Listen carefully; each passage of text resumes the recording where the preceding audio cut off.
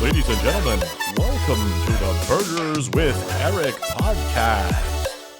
What's up, everybody? Welcome to the Burgers with Eric podcast. My name is Stephen James, your host.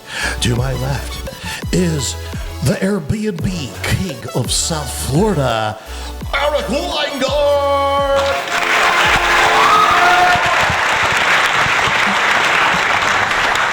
What it do? What's good? What's up, baby? Episode 9. I'm getting better at that intro, huh? Oh, you kill it. You're natural. From Michael Buffer ain't got shit on Uncle Steve. I do like Buffer. He's pretty good. He's pretty good. I'm gonna trademark Eric Weingart, and then you're gonna have to pay me anytime anybody fucking uses your name. Yeah. Sorry. You told me about that whole business deal. That's smart. That's a good little scam, dude. Speaking of that, the Washington Commanders are gonna have to change their fucking name again, dude. Stop. Really? Go look it up. Some guy in D.C. issued the trademark. Really? Yeah, because they were speculating they're either gonna be the Commanders. This, that, the other thing. The fucker just bought 6 patents on that. I hadn't even heard of this. Yeah, dude. Yeah. Wait, they're going to have to change their name or give him $1 trillion, basically. Something like that. But no, Who knows? That's one reason. And then their trademark patent got denied. No kidding. Wow. Yeah, it got denied because of that guy. And there was one other thing that it escapes me. But yeah, dude, the trademark scam is amazing. Harvey. You know, to be honest, I never liked the name anyway. I don't like, what is it, the Guardians? I don't like that one either in baseball. So yeah. It's just so stupid. Yeah. You know, for 100 years, you're the Cleveland Indians. Just change the logo so that anyway, we'll get it. Other topic. It's a completely other topic about being offended by fucking cartoon. It's absurd. I always like the names. I always like the sports team names that are animals. I've always liked it. So Bears, Lions, Eagles. Yeah, they're cool. Yeah, but Panthers. But then what is our team's problem? We're named after Buffalo Bill Cody. Yeah, to be fair. And did you know where Buffalo came from? Do you know why it's Buffalo? Why it's Buffalo Bill? No, just the town of Buffalo. Oh, I mean, you would assume Buffalo, but there's no damn Buffalo up there. Ain't no Buffalo up there, so it doesn't make any sense. Yeah. Right? It's Buffalo Bill. It's an Indian word. It's either an Indian word or a French word. And the word is like beau fleu. Oh, interesting. Which means beautiful river. And it just got shortened to Buffalo. I just thought it was always, they named it after Buffalo Bill. So it's like, our city's Buffalo, so just add a bill to it. No, the city of Buffalo was around since the 1800s. So, no. The city of Buffalo is beau fleu, which means beautiful river. And it just got shortened in English to Buffalo. Wow. And it's just this weird series of nonsense. Why would you name it after Buffalo Bill Cody? That's the most ridiculous thing in the world. It's pretty absurd, but you can't change it now because it's just so. No, and then Buffalo Bill Cody wiped out all the buffalo in the Midwest, and then our logo is a buffalo. It's just it's obscene. Anyway, speaking of sports, dude, South Florida, sports capital of the world right now, buddy. It's crazy, isn't it? It's cool. Bro. You went to one of the Heat games? I did, yeah. So here's what's really cool. So obviously I've been going to the hockey games with you, right? Yeah. And of course I've caught that fever a little bit. Like I don't watch much hockey, but now I'm following the Panthers like crazy. But how wild is this? There's 2 8 seeds, which typically don't make good runs. No. But they're paralleling each other because both 8 seeds are in the conference finals. Well, the Panthers they're in the cup final. The cup. And the Miami Heat are 1 win away from it. Yeah. But it's been cool. And then the Final Four in basketball, you had FAU here in Boca, and you had University of Miami in there too. I know. Yeah, it's pretty cool. I know. Man, it's nuts. I tell you what, I went to the clinching game, Game 4 against Carolina. It was like Wednesday. It was either Monday or Wednesday. Yep. I got to tell you, there were 20,000 people there. The numbers came out. There were 20,000, 76 people. And the game before, Game 3, there were 200 less people. So 19,873 people were at that. I've been to a couple hockey games, bro. I've, never seen a crowd do that. Matthew Tkachuk is a fucking savage. He is a fucking savage. He's won 3. He won 3 of that series by himself. Wow. The fucking, okay. So they go up 2-0. in the first game. Place is going nuts. We're cruising to victory. Then Carolina comes back. Right? 2-2. I think the Lamborghini, scores the third goal for the Panthers in the third, like either early in the third or late in the second, whatever. They're cruising, dude. Cruising. Carolina ties the game with 3 minutes and 22 seconds to go. Wow. And we're all, the whole place, the air goes. Well, I saw that stat. What's the goalie? I can never pronounce his name. Bob. Brick wall Bob. Stopped 111 of 112 shots or something. Yeah, up until that game, yeah. That's absurd. So Carolina scores, 3:22 to go. Air goes out the building. I'm all looking around like, fuck. But then here comes Barkov and Kachuk on a power play with 59 seconds to go. This guy scores with 4.3 seconds left. Wow. If you are not a hockey fan, or even if you are a hockey fan, if you're a hockey fan, you've probably seen the videos of it. But go to YouTube and look at the crowd reaction. It is the most insane thing I have ever been a part of, dude. And I've been to some crazy Bills games.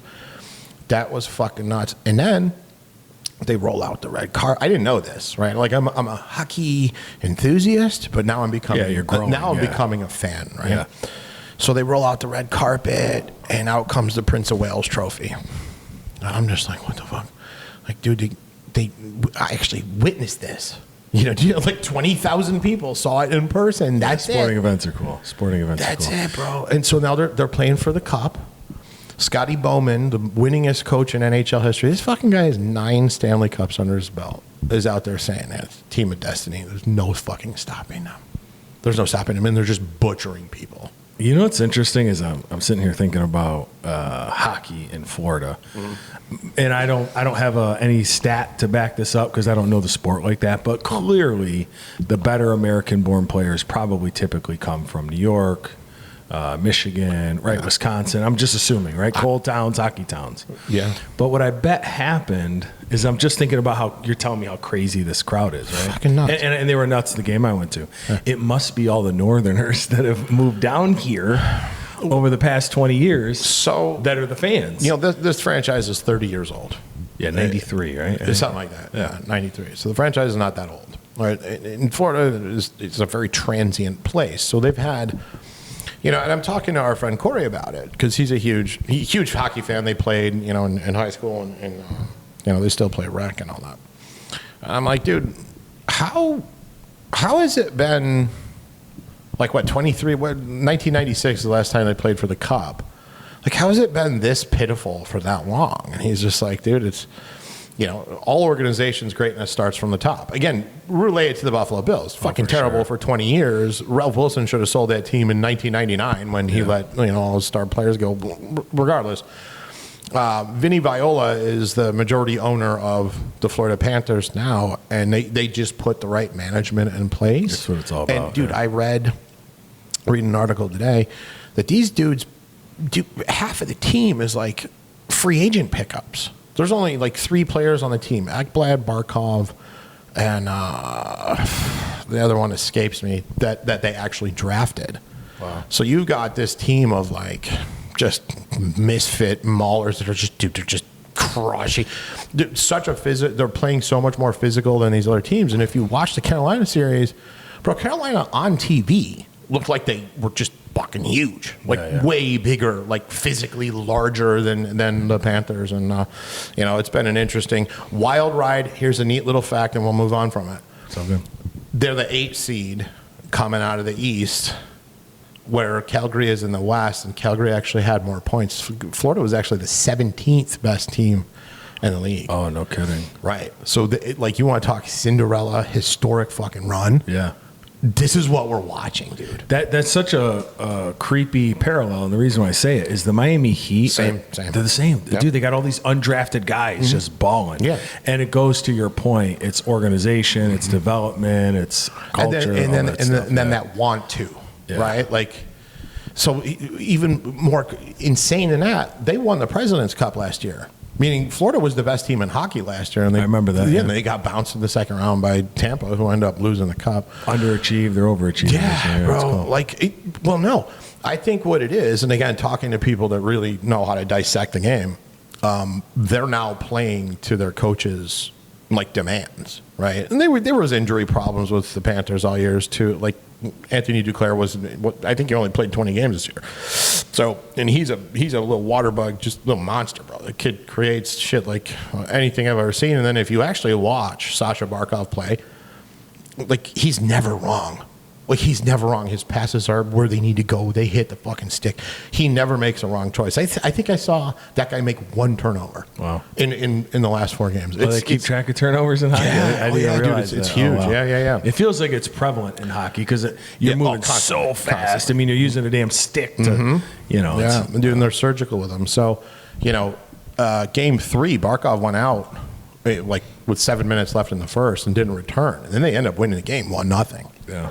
So having him back game 4, it's no coincidence that he was one of the 2 assists on the game-winning goal. And Kachuk's just a fucking monster. Yeah, I'll definitely go to a Stanley Cup game for sure. Oh, fuck. That's cool. Dude, they're expensive. The fucking standing room. Well, not standing room. The 300 levels are I think they start at $600. Yeah, we just spent about $2,500 on Heat tickets. It is what it is, I know. Wow, it's insane. I know. So I think as season ticket holders, we get a preferred deal. So I'll let you know. Cool. Little workout sesh today. Yeah, that was fun. We got to do that more often. I agree. Yeah, I always, what I miss? When I was really in shape and jacked, dude, I had a workout partner than when I was younger. Yeah. It's harder to do that as you get older, but anytime I work out with somebody, I always get a better workout in. Well, I agree. It's a little bit motivation. You don't want to look like a little girl in front of your buddy. Yeah. You're like, well, he did 12. I can do 12. Yeah. You're like, go pick up the 35. I'm like, I picked it up. I'm like, nah, my tendons ain't having that. Yeah. But no, for growing, you need that spotter, right? Yeah, because without the spotter, you can't really get to failure, which is where growth goes. But no, it was fun. But the place we go is Lifetime Fitness in Boca Raton. Oh God, yeah. I'm going to talk about this. I mean, Alexis, I love you to death, but man, me and you were just talking. There's just listen, very handsome men and women everywhere. Dude, some of the best looking people. Forget the sex of them. Yeah. Just the best looking people I've ever seen. But you see these I'm looking. I'm like, dude, that lady's got to be 70 years old. I couldn't believe some of these women. I mean, they look. 70, and they're fit, and they're they look amazing. Bro, shredded. And jacked. Not like skinny shredded, like malnourished. These are extremely fit humans. And I'm like, what the fuck? This lady's 7 years old. She can beat my ass. I love it. I think, it's just such a different culture. And we talk about this probably every episode than where we're from. Big time. Like you go to a gym in Rochester, New York, don't get me wrong, there's great athletes and fit people up there, but the overall culture is it's not a fit community. This community down here, man, everybody's on TRT. Every lady's getting plastic surgery. I mean, people look incredible. Saw so many fake tits and lips today. Yeah. Which is it's great because they look amazing. But you're right, dude. I think every man in that place that wasn't a college kid or younger, because the age varied. I'm looking all right, 18-year-old kid to 70-year-old women. Yeah, that's the difference. You go to a gym in, let's say, Buffalo, New York, you'll see kids in their 20s, male and female, that are fit. Yeah. The big difference down here is you see people of all ages, 64 years old, just crushing life. Yeah, even my gym, dude. I think there's more people over 50 that go to Pure Life than there are, our age, 30, 45 years old. Yeah. But I love it. I power to them, man. I want to be that person too.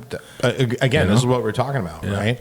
So part of the reason I besides being disgusted looking at myself in the mirror, was, I got kids. This, it changes your why. And I know you're all about it, and you're a couple years off from doing it. But dude, I'm an old dad. You're going to be an older dad. Yeah, for sure. I don't want to be that 60-year-old with like 25-year-old kid, it's, you know, they don't respect because you can't even lift up your arm, you know? I don't even want to look out of place. Like if I'm going to pick up my freaking 4-year-old and I'm freaking 48 and these other kids are like 18-year-old, you know, 18-year-old parents, 20-year-old parents, I'm going to look out of place. But that's why I got to continue to look good or try to aspire to look good. Right. And we, you know, it's all about being, and be healthy. It's all about being fit. So I got a little update. Oh, cool. So we did, bring it over here. This is week 20 body composition analysis from Forever Young. Side note. So we're talking about TRT. Yeah. You know how many people have hit me up and they're like, I'm getting on it. Yeah. Getting on it. Yeah, I put a post up on Instagram yesterday, just like a mild gym selfie, just sitting there, and a buddy of mine. Actually, I bought a Corvette from the kid in Boca, and he hits me up. He's like, "Dude, really?" I'm like, "Yeah." I got 20 pounds of muscle in the last 20 weeks. And he's like, I know I used to fuck around with steroids in college. He's like, you know, test SIP. I'm like, yeah, SIP. And he's like, where'd you go? I'm like, you know, Forever Young. He's like, oh, I got to hit him up. Yeah, I was going to say, this is a Forever Young sheet. Which one do you go to? Yeah, the one in Boca. Oh, okay. Yeah, the one in Boca. It's I can't believe it's closer. I think there might be one in Delray. Oh, because my friend owns one in Jupiter. I guess it's kind of a long drive for me. Yeah, that's far. But she's my girl, so I'm just going to keep going there. It's the same shit. Just tell them to hook you up. I want her to get the commission or whatever it is. Will. I don't know. Interesting. Okay. Talk to her about it. But so at any rate, so the biometric scale, the first 2 times, it ended up breaking. So they replaced it with a newer model. That's why this printout is different. But so after 20 weeks of TRT, and I started at like 219 pounds, I'm 241 and a half pounds. Wow. Like weight wise, right? And on its face sounds great, but I'm looking at 193 pounds of lean muscle mass. Now, what were you 20 weeks ago? 178. Oh, that's crazy. That's something a lot like of muscle. That. Yeah. That's a lot of muscle. Yeah. So just think about pick up a 15 pound dumbbell. And really imagine that distributed on your body. I know. That's a ton of weight. So let's get even more fucked up, right? Yeah. So I'm 20% body fat. I went up like 5% body fat from the last measurement. And the only difference is I stopped walking a mile for like 6 months. Do you find, so this was, okay, I'm excited to have this conversation. Because I know a lot of people are going to watch and hear this, and there are listen, it's not all gravy taking TRT. There are some negatives. Yeah. Well, and everybody's body's different. One of the negatives for me and why I've taken down my dose, one of the reasons is my appetite. I felt when I was taking that shot every week, and I split it up, my appetite was higher. Now I'm taking 0.8. So I take 0.4. I don't even know the measurements. Yeah, 0.4, 0.4. Sure. 0.4 and 0.4. That's what I've been taking. And my appetite's way more under control now.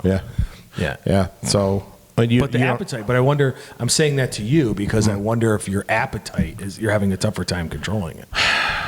Because you're just beasting in the gym, you got to feed yourself. It's not, I don't know if it's that. I'm just eating the wrong things. Like I'm like, I love cheese sticks, and it's just a quick, easy, protein-filled snack, but it's fat. You know what I mean? Yeah.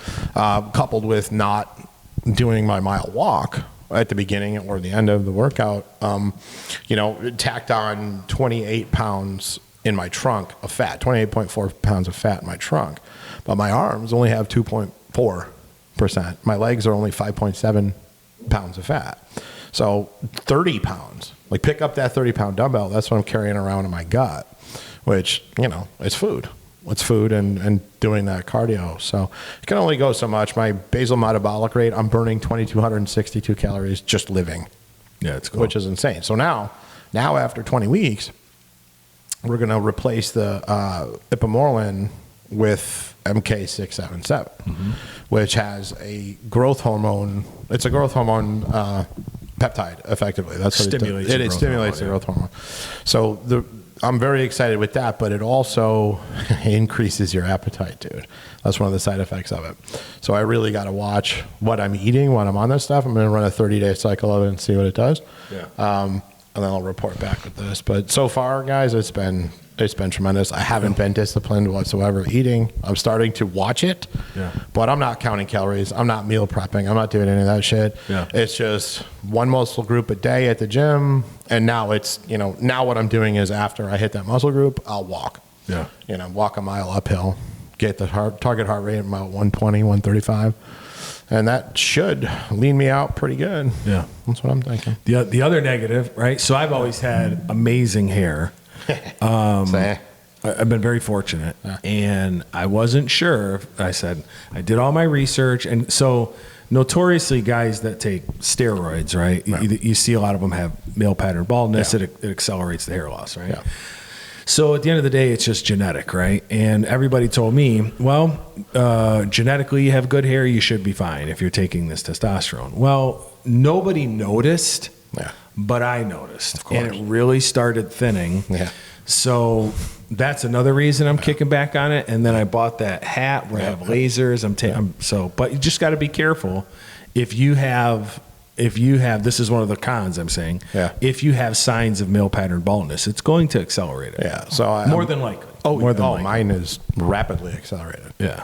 So you'd rather just be jacked and ripped with a bald head than be full head of hair. I'm gonna figure out there's a solution to it. Oh, there's plenty of them. Yeah. So our buddy Ryan from episode 2 is now the CEO of HairMax down in Boca. So that's cool. Yeah, they sell the Capillus diode hats or whatever. So I'll probably end up grabbing one of those from him. The biotin is interesting because it's just growing hair everywhere else.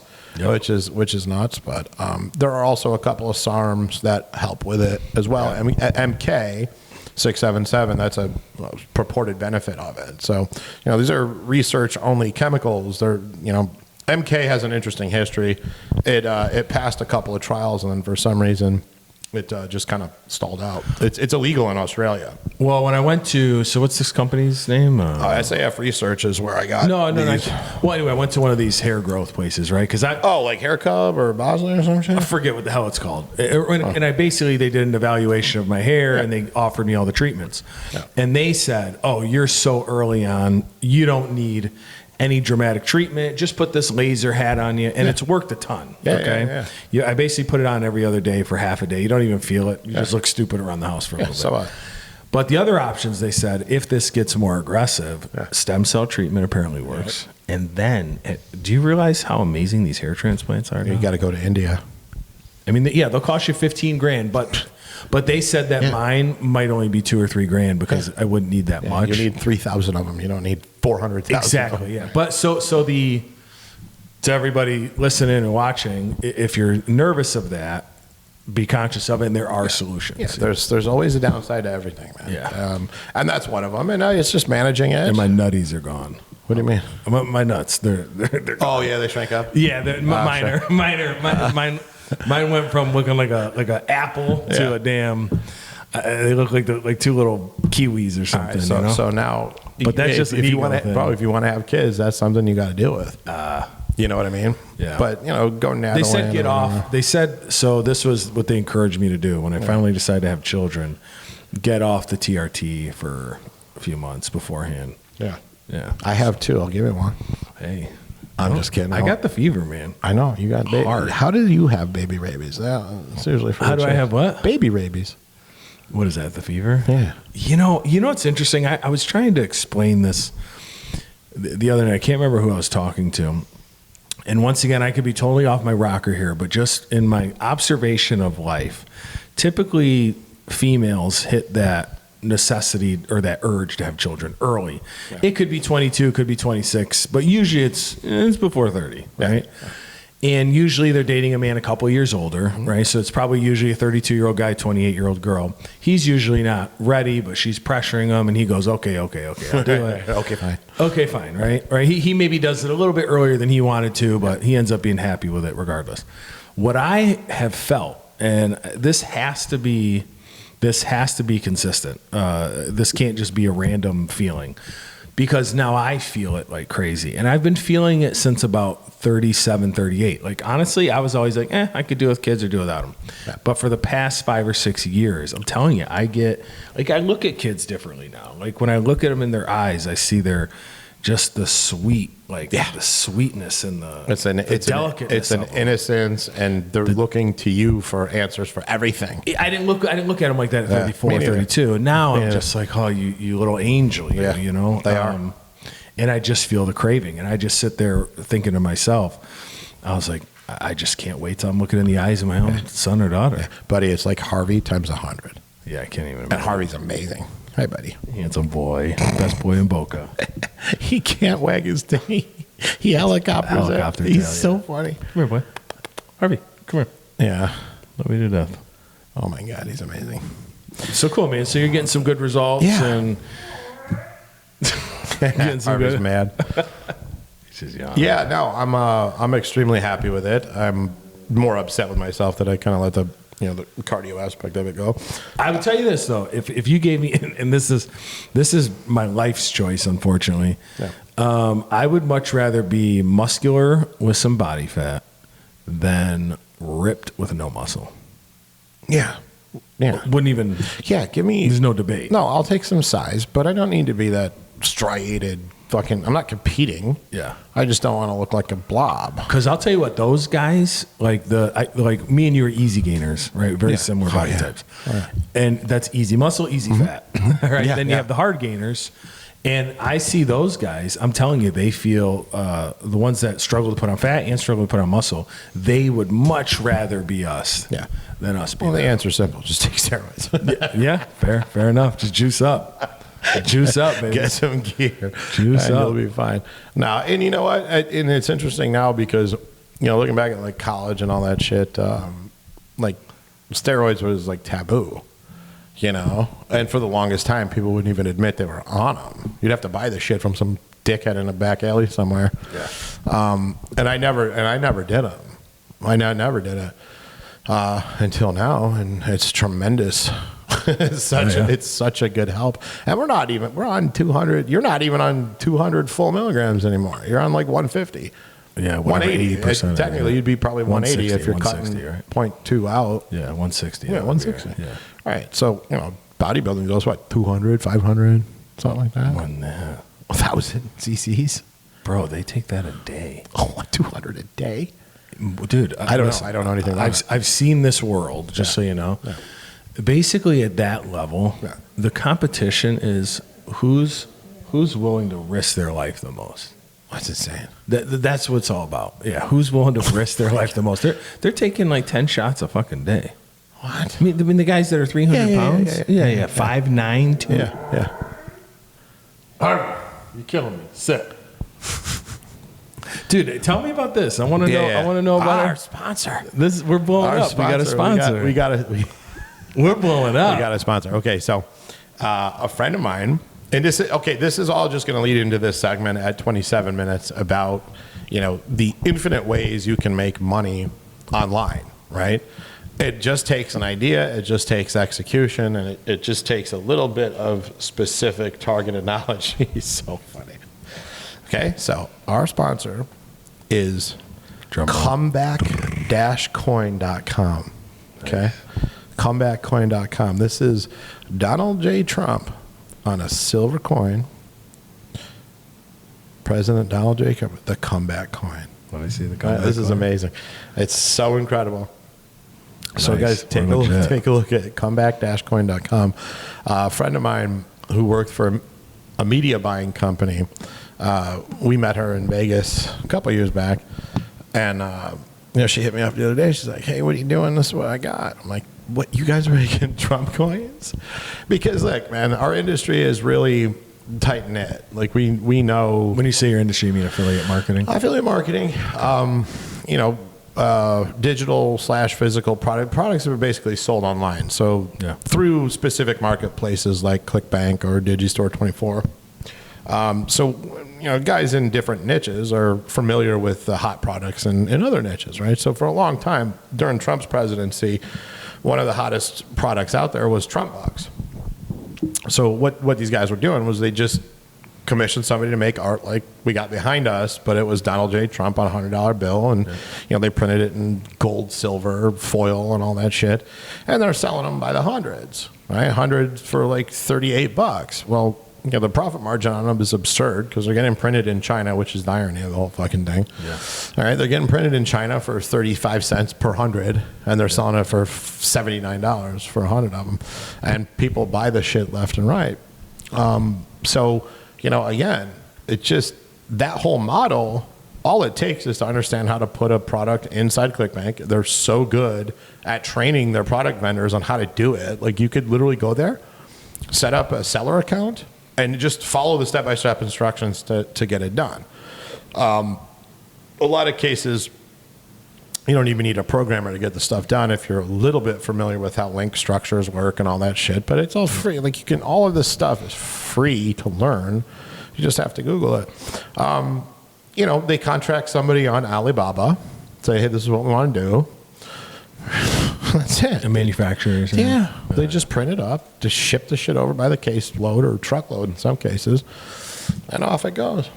There's infinite ways to make money. Infinite. So even with the rise of AI, okay, what I did was I put together this. We just launched this last week. We've done like maybe 250 sales for this thing so far, but it's processed right around $8,000 in 2 weeks, which is wild. But the principles of it are really easy. Like back in the day, you used to have to write your own shit. Or pay somebody to write it, right? So here's $50 to a guy on Fiverr, write me a review on XYZ product. Well, now all you have to do is go to ChatGPT and say, hey, write me a review on XYZ product. All right, so let me stop here. Yeah. This is for the layman. Yeah. Where is this review going?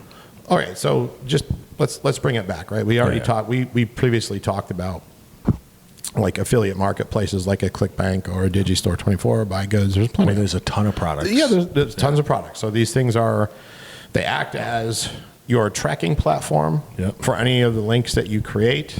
It acts as a marketplace for the vendors, so the people that are selling, that want to make commission selling whatever digital and or physical product. They go to a place like ClickBank or Digistore and they pick up their own individual affiliate link.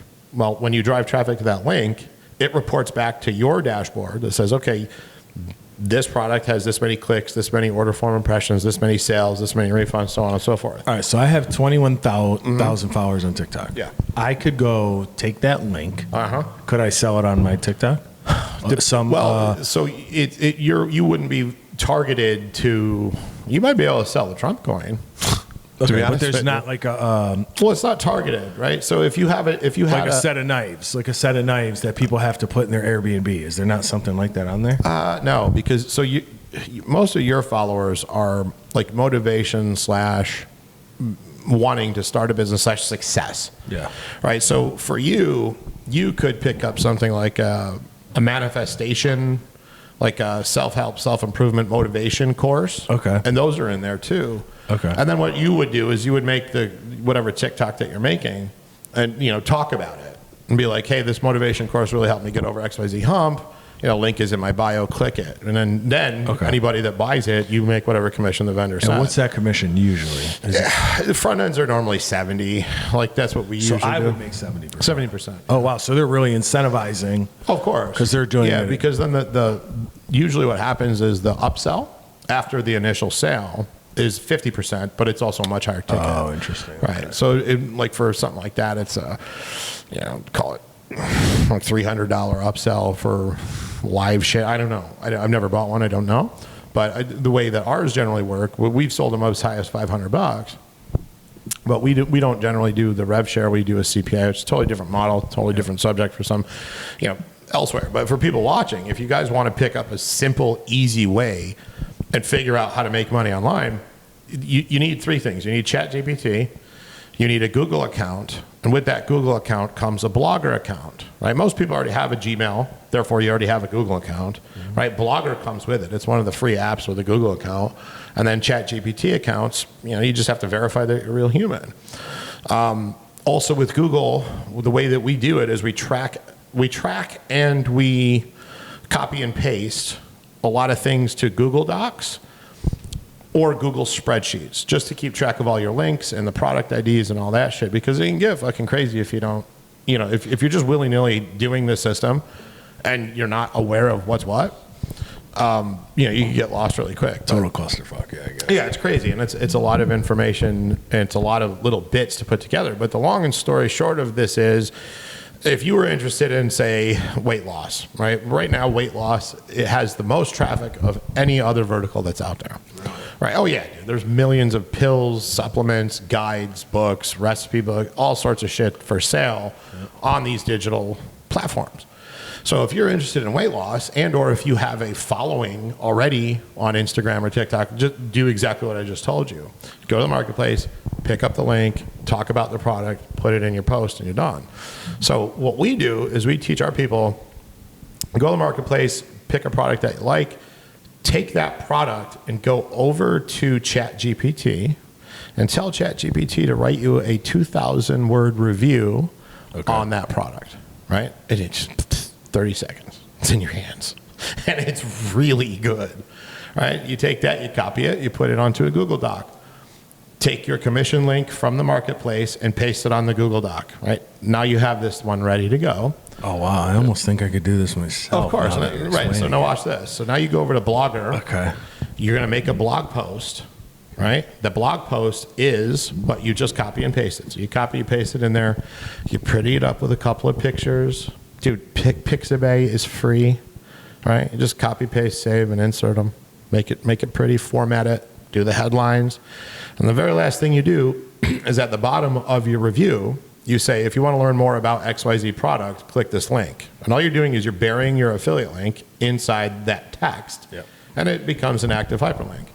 Okay, wow. So that's component one. Yep. And the reason you do that, one of the benefits of that is Blogger has a really good SEO score.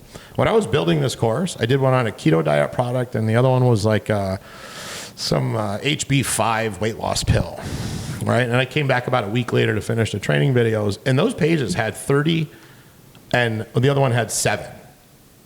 That's insane to me. That means people were actively searching for this, and the SEO, I don't know where they found it, but I didn't send that link anywhere.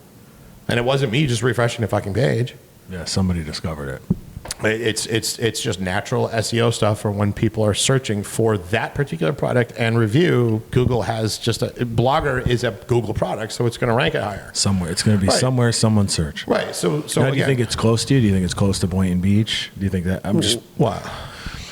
Do you think those, and this is probably a mute point, but I wonder if it localizes it because of where you posted it? Like, I wonder if it, you think someone in Seattle, Washington might have seen it? Of course. Oh, wow. Yeah, worldwide. Because those keywords are what Google is going to pull up and rank according to authority, right? And Blogger has an authority over everything else because it's a Google product. Yep.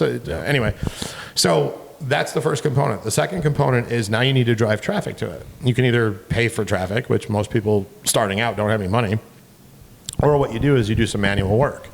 So if you go to Reddit or Quora, in my training, Quora, Quora.com, is a place where people go to ask questions to get peer answers, right? So what you have to do it kind of sneakily, is you take your Blogger post link, because every post that you put on Blogger has its own web address. Now you take that link, you put it onto a Google Doc, right? Keep it there. Go to Quora and say, okay, my product is, let's say the keto diet, right? Yep. So what you do is you search Quora for questions on how to lose weight with keto or ketosis or whatever. It's going to give you a whole shitload of results. The trick here is you go to the filter and you say posts made within the last 24 hours, because those are people that are hot on the answers. Active, new, top of mind, and chances are you're going to be the first response. All right, so the first response always goes to the top. So what you do is you say, okay, take that question, run it back over to ChatGPT, and say, write me a 300-word response to this question. No, wow. Yeah, wow. ChatGPT spits it out. Right now, you guys can probably tell what we're going to do. We're going to grab what ChatGPT writes, put it on your Google Doc, along with that link that you got. Yep. Go over to Quora, paste it in the answer, and it gives you a spot to put a URL. Before you post the URL to your Blogger article, go shorten it with tinyurl.com. It's going to spit out a little tiny link. Bury that in there. Now what you're doing is people are altruistically looking for answers to that question. They click on that, drives them to a review of that keto product. That keto product review drives people to the product itself where you make money. Here's another way you make money with it. Yep. Blogger is automatically connected to AdSense. So if you start going viral with one of your reviews, you're making money on commission on people buying the product that you reviewed and CPM/click money. All right, let me ask you a question. Yeah. For listen. us simple-minded folk. Yeah, bro, it's all fucking free. That's free. That costs you nothing. All right, for us small-minded simple folk. All right. Mm-hmm. So, you know where my brain immediately goes to? No. Because this is everybody's brain. Mm-hmm. Okay, if I go through and I do that, and now would you have to do it daily?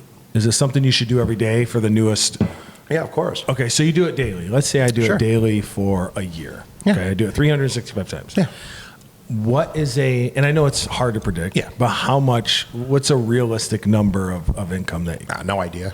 There's no idea because I don't control what but you if guys... I'm going to make 70% of a $50 course, some of them are like $35. Yeah. Okay. And so could I make $35 a day? Sure. Okay. So that's if you have 365 review blogs out there on the newest, hottest products that are on the marketplace through Blogger, and you're ranking through SEO. So you're saying I can make $20,000 a year just spending 15 minutes a day? That's not unrealistic. 15 minutes a day. Yeah. Wow. Yeah. I know. I don't have the time to do it. No, you're just lazy. So dude, I can spend an hour a day. You could literally make $80,000 a year. Of course. That's realistic. You can literally put that one good post, formatted, linked, shortened, all that shit, 15, 20 minutes. Right? Wow. So think about it this way. We should do it. Can we screen share in this one day? We should almost, it'd be fun to do, because I bet this video would get us a lot of traffic. It might. Actually do a podcast where we're screen sharing and we do it once. And I'll just go do it. Yeah, we got to figure that out and how this all works. That'd be... all we know how to do is do the audio. But so and I put it like this to my students in the course. It's like, look, if you're a fucking security guard and you're trading an hour for 15, 18, 19, 20 bucks, right? Like, that's 4 reviews that you could put out into space for free, and it's there forever, right? You might make a sale on that blog post 6 months from now. You don't know. Wow. Right. So it's about that longevity, recurring income. That's not even one and done, is what you're saying. No. Okay, and think about it this way, man. Like Barstool Sports, I think, what did he sell that shit for? $700 million? Some stupid number. Yeah, some silly. It's a fucking blog. Like, this is what people don't understand. It's just a fucking blog. His business model is sports.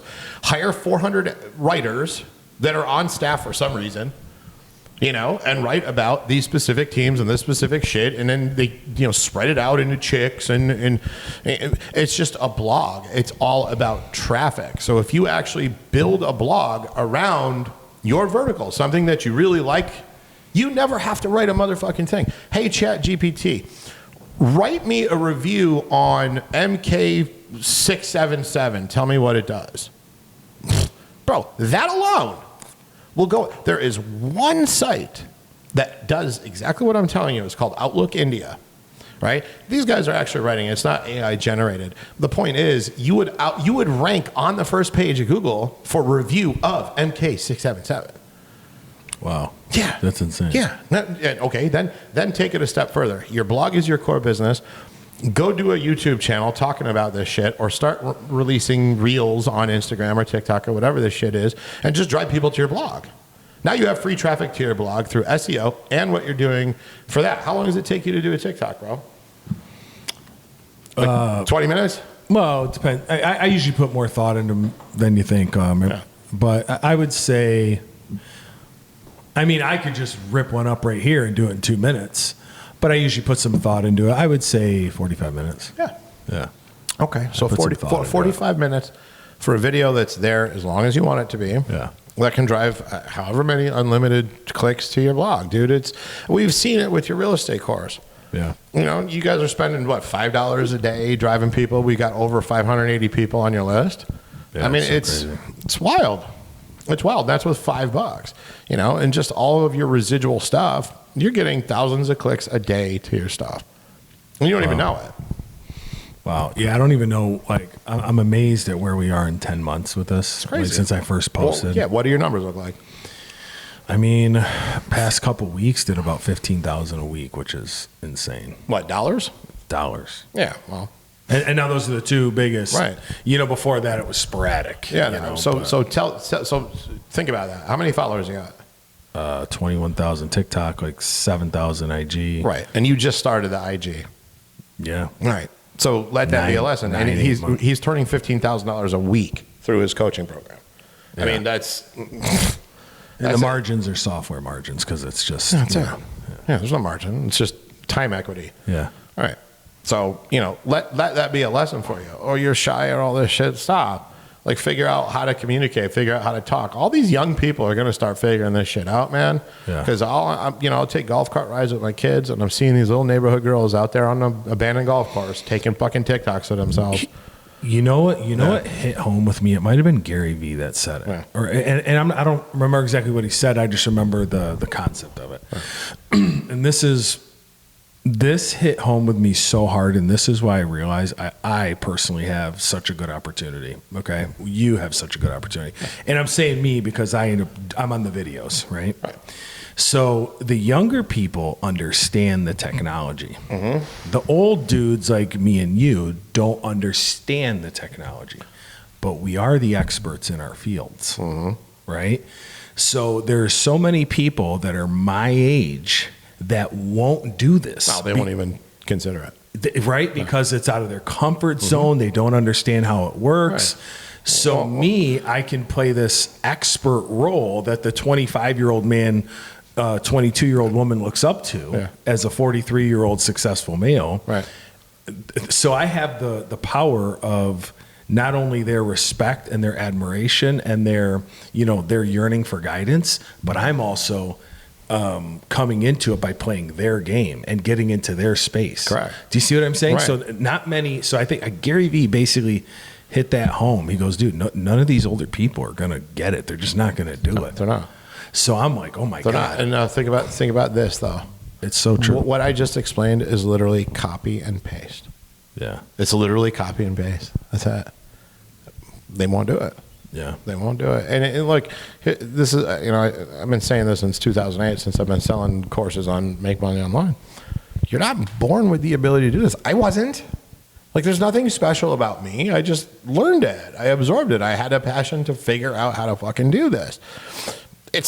There's no rocket science here. It's really not. So, what you just said was, comfort zone and all this shit. Well, that's just fear that you have to just get over it. So what if you fail? Who's gonna think you're a fool? Nobody, because nobody's gonna see it. Yeah. Like, just all you have to do is execute, man. You just have to do it. You have to try shit. Like, I didn't. You gotta have some thick skin with the social media, and I'll tell you why. Yeah. Because I might get something like 30,000 likes on a video, right, which is amazing, but you will get 14 people that say, "Oh, you're a snake oil salesman, you're a douchebag," and I respond every single time. I said, "Hey, man, I'm sorry you're." Sorry you're angry. I wish you the best. Yeah. I never. Hope you have a good day. Hope you have a wonderful day. Hope things turn around for you. Yeah. That's it. Right? Isn't that good? That's beautiful. That's beautiful. Yeah. It's like without knowing shit, but right? You know what I'm saying? Like, I hope you're not poor anymore. And you know what? One time I did actually say, one guy said something crazy to me, and I just said, well, clearly you're angry and broke. I wish you the best. Yeah. And I was the reason I'm comfortable talking about that with people is, don't get me wrong. There were people that had it way worse off than me. I don't claim to have a mom who was a crackhead and I was never abused or sexually abused. Right. But I definitely come from the definition of the struggle. So if I can do it, I mean, from the mud, bro. And I really think I'm average intelligence. I think if some people saw what I've accomplished, they would say I'm above average intelligence. Dude, I might be more motivated to problem solve than somebody else. Dude, but I'm really right in the middle of intelligence. Yeah, same. I am, and I'll put money on it, one of the best in the world at what I do in my vertical. Yep. I guarantee it. Yep. Same with you. Yeah. Right? I have never met a salesperson as good as you. I appreciate that. No. People don't understand that if you are the top of your field, people will pay you for your specific knowledge. Why do you think people can sit on the boards at companies, just the board of directors at companies, and gather $50,000 a year just for that fucking board seat, and they have to show up to 4 meetings a year? Why do you think that is?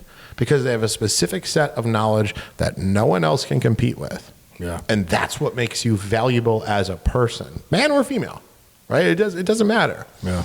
So no, man, I do it all the time. I get imposter syndrome sometimes. Yeah. Where it's just like, because you saw my last month's numbers. It's been absurd. Stupid. For me recently. No, like, do I really know what I'm talking about, or am I just getting lucky? Yeah.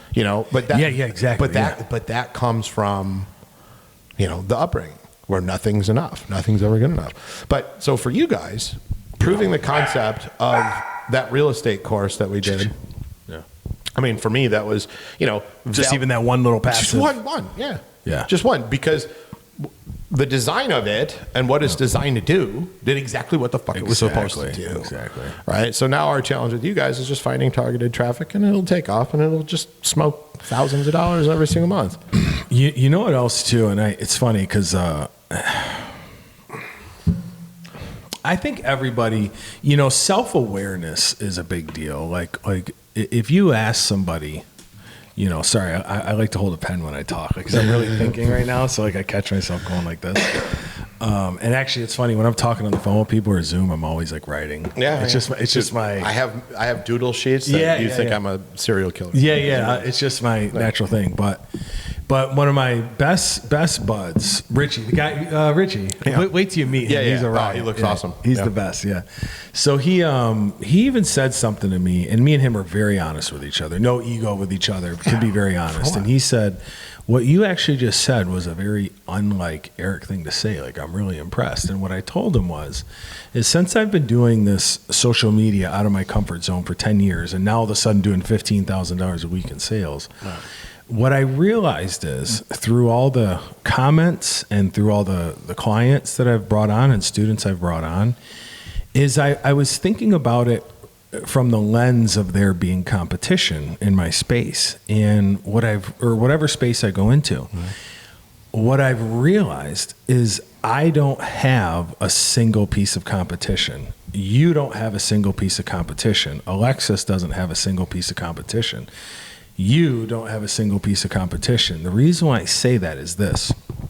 You might have, let's say, 100 people selling something similar that I am with this course, right? With this mentorship. Right.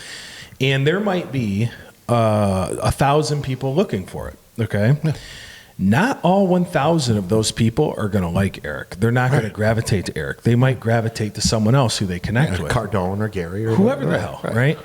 But what I've realized is that there are going to be people that do gravitate to me. I don't know who they are. It's just the way I talk or the way I articulate things. There's going to be a certain percentage that comes to Eric. So the truth is rather than trying to be Gary Vee or Grant Cardone, rather than trying to be too cool, too smart, don't do any of that. Just be Eric, because I'm going to get a piece of the pie that's exclusive to me anyway because they gravitate to me. I don't have any competition. It's because beard. I'm me. It's the beard. Oh, yeah. No, that's profound. Does that make sense? Yeah, it makes perfect sense. So for anybody out there looking to monetize whatever their expertise is, go post on social media right now, no matter how awkward it looks. But just know that you are uniquely you, and certain people are just going to fucking like you or dislike you. Of course. Who cares about that? The other piece to it is it takes time, right? That is going to be the millennial challenge, because all these kids grew up with instant results now, right? Whatever you're looking for. These kids grew up with a fucking smartphone in there. We had encyclopedias, right? That's going to be their downfall, and that's why they quit, because it's taken you 10 months of posting almost every day to get to where you're at. Yeah. Now we're starting to see some cash flow. Now you can reinvest in traffic. More traffic equals more followers. That's how it fucking goes. It's the same thing with what we do, where you can start this business with 0 list. You put it into the proper marketplace, people are going to pick it up. All of a sudden, week 1, you got 300 subs. Week 2, you're at 1,000. Week 4, you're at 2,000, right? And so on and so forth. Now all of a sudden I can start monetizing that data, but it's not tomorrow. Right? It takes 6-8 months to really grow a list that you can profit from massively. So it's about an audience. It's about a targeted vertical audience, which is what you're cultivating in the success / motivation / real estate category, which is all kind of wrapped up into one. And you're right. Nobody is you. Nobody does it the way you do it. A good rule of thumb is to follow what some of the top people are doing and make it your own. Oh, sure. Agreed. Right? Like, don't. Oh, and I do that. Yeah, of course. Oh, I always joke around. I plagiarize everybody. Of course. I just do it in my own. Everybody does. Have you ever tonality or verbiage. Have you ever looked at a Kia Sorento right next to an Audi Q5? I haven't, but it's the same fucking truck. It's literally the same interior, dude. It's insane. Yeah. They all just copy each other, bro. So yeah, that's where you have to. This is what I say. This is where you have to blend that morality line just a little bit. Yeah. There's nothing wrong with taking an apple and putting caramel on it. You understand what I'm saying? Yeah. You don't have to reinvent the wheel. You just have to either deliver it better or deliver it with your own twist, and that's what people are going to buy. So when I tell you it takes me 45 minutes to come up with something, it's because I'm usually scrolling through. Of course. I really like Patrick Bet-David or Grant Cardone, and I'll say, "Oh, I'll take that and spin it my own way." That's it. Yeah, and there's nothing wrong with that because it's original content. We do the same thing when we have to broadcast an email.